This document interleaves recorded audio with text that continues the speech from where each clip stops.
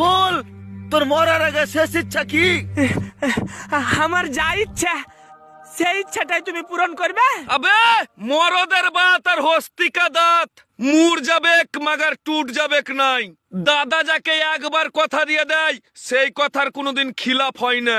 বল তোর শেষ ইচ্ছা কি? আমার শেষ ইচ্ছা হচ্ছে আমি না তোমার খালাকে হেভি ভালোবাসি আর আমি তোমার খালাকে বিয়ে করতে চাই। ওই দাঁড়া, খালু হয় আমার। কোন শালা আমার খালুর গায়ে হাত দিবি না। হাসি যা আমার খালুর লাগে বাড়ি লিয়ে আয়।